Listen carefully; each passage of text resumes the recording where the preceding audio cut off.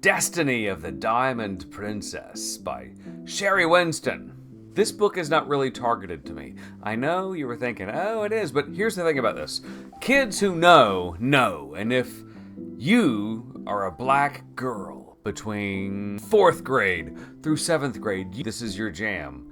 You do. This is the kind of book that girls of a certain age, targeted towards a certain demographic, they know it. It's just hardwired. They look at it. They look at their friends reading it, and it's instantly shareable. This is a book that knows its demographic, it knows its ages, and it drives it home in a way that makes reading fun, and it establishes the way that kids can learn to love to read, which is great, man. Any book that can get kids, especially elementary school kids, when they can hardwire that stuff in, if they can get elementary kids to learn to love to read quicker, boom, that's the magic sauce to getting great grades in upper middle school and high school. That's how you make high school easy. I was just with some high school kids today, and they were just, man, they were dumbfounded as to how to make school easy.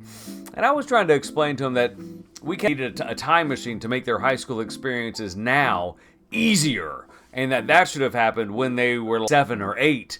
And had they read just a little bit more, actually a lot more, when they were that age, then now high school, their 9th grade years, when they're 14 and 15, and just so much harder. This is the book that will help them do that, not those dudes. Those dudes are, they're paddling down the creek already. This one, Destiny of the Diamond Princess, is hardwired for those girls, specifically those black girls, between, I'm going to say, 4th grade, if they're reading that hard, 4th grade to 6th, maybe 7th grade. And it's got that magic sauce that says, hey, let me share this book at the bus stop. Let me share thoughts as to what's what.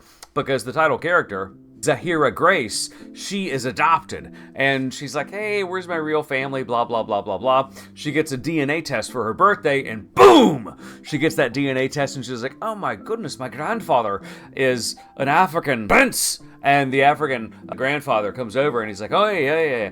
And coincidentally, there's also a mummy expedition, upper North Africa from Egypt mummies, where the mummies are they're on tour. No, the mummies are still mummies, but there's a tour of these mummies in a museum where the young girl lives. And unfortunately, as there always is, there's a cult of these mummy worshippers that want to bring these mummies back to life and signal the end of days. And they think that she, this young girl, who is now suddenly found to be the great lost granddaughter of this African king, African grandfather, actually.